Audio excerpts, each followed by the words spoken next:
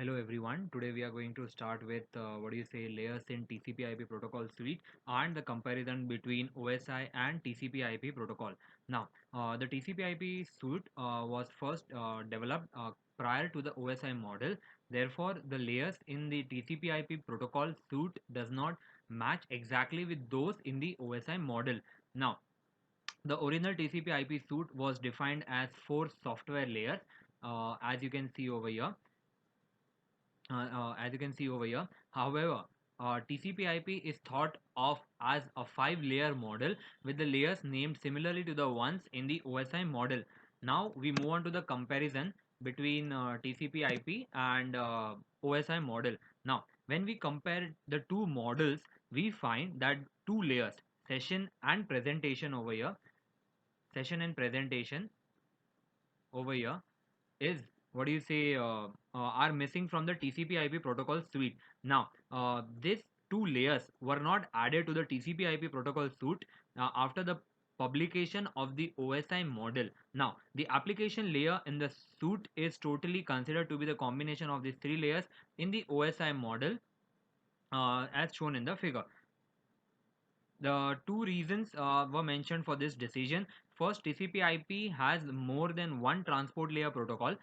Some of the functionalities of the session layer are available in some of the transport layer protocols. Second, the application layer is not only one piece of software. Many applications can be developed at this layer in application layer.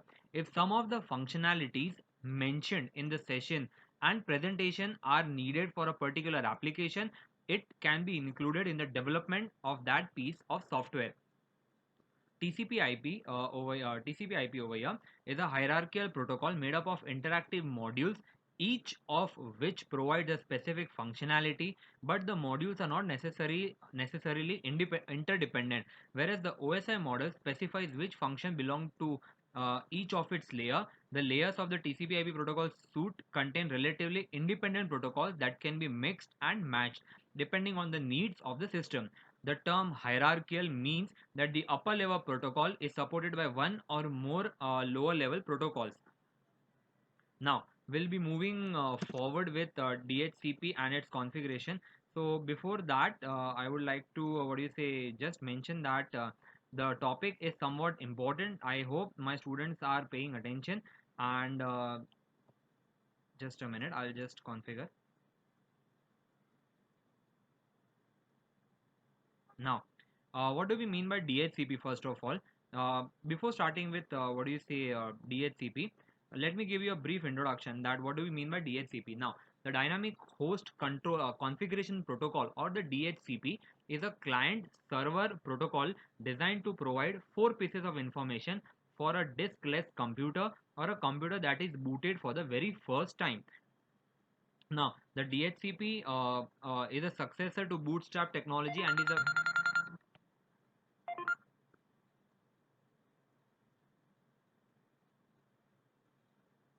sorry for that.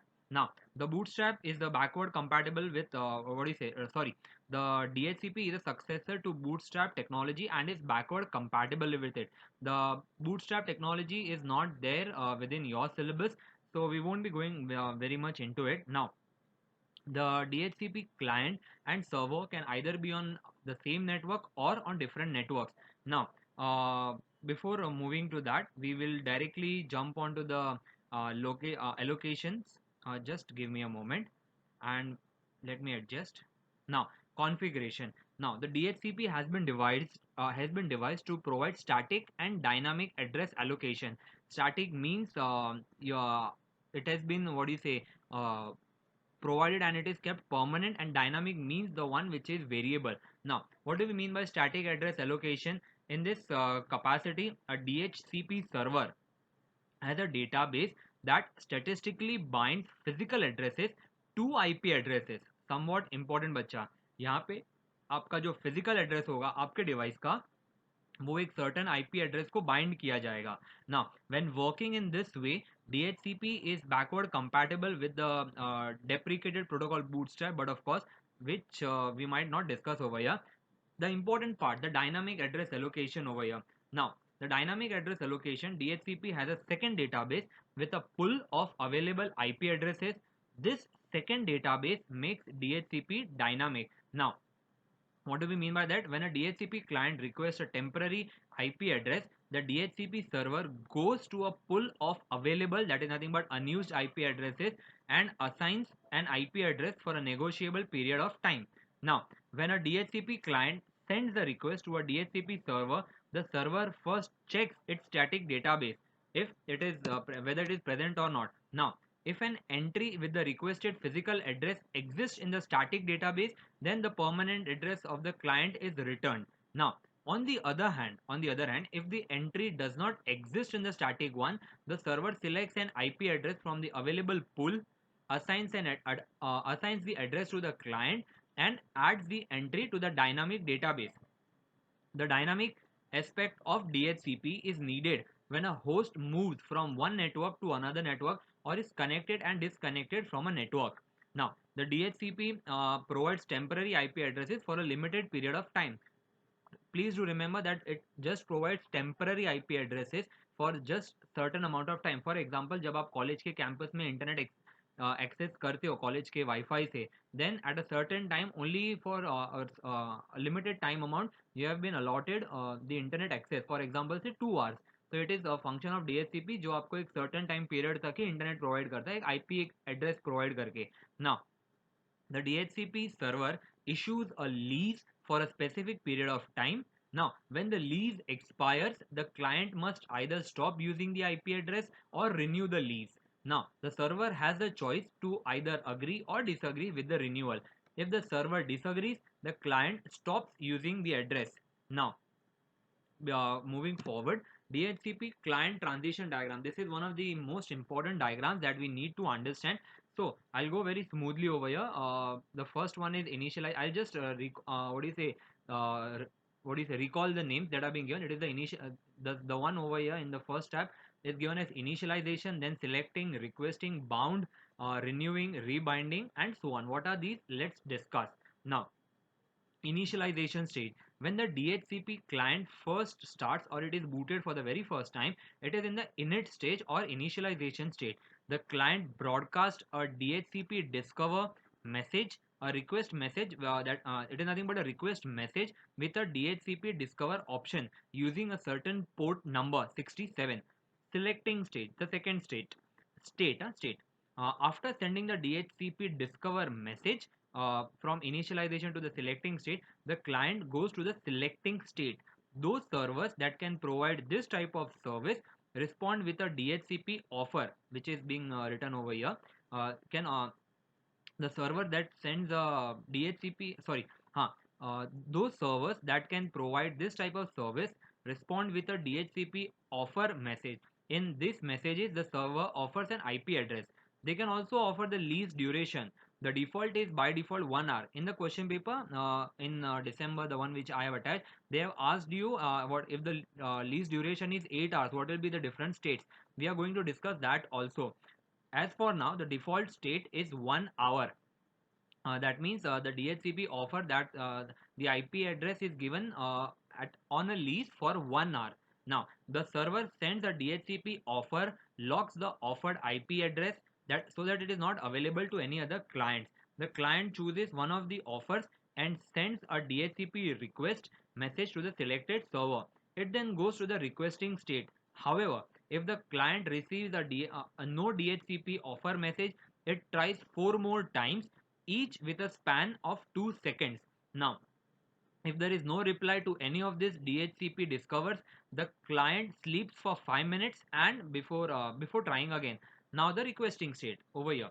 Now the client remains in the requesting state until it receives a DHCP acknowledgement pack message from the server that creates the binding between the client physical address and its IP address. After the what do you say, the receipt of DHCP ACK or DHCP acknowledgement, the client goes to the bound state over here.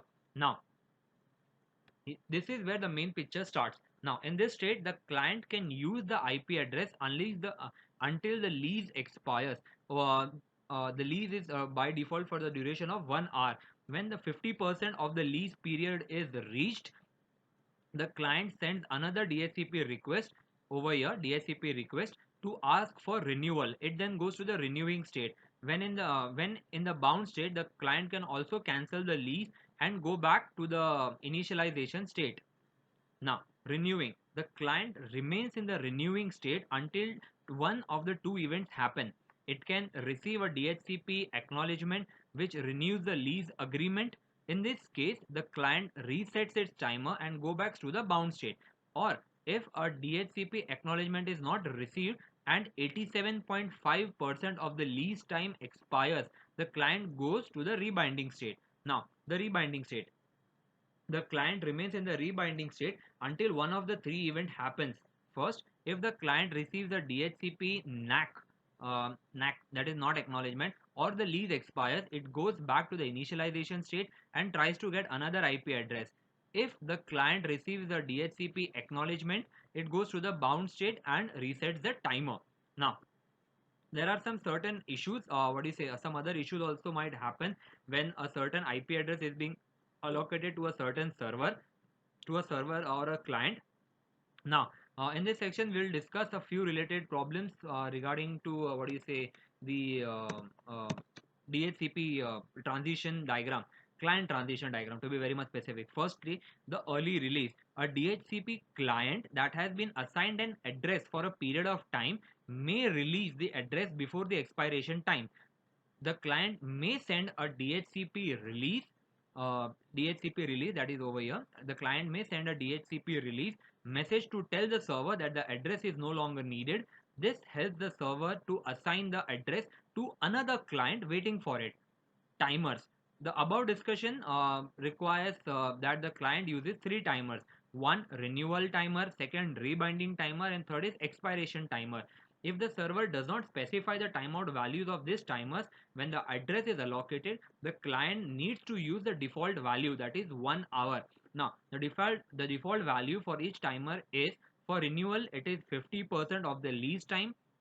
For rebinding, see, for lease time, for what do you say, for renewal time it is 50% of the lease time. For rebinding it is 87.5%, and expiration timer is 100% of the lease time.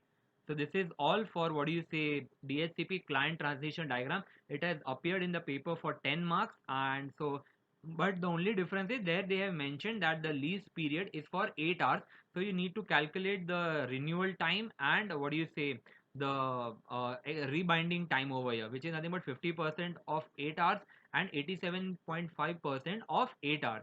Up till then, stay safe and thank you.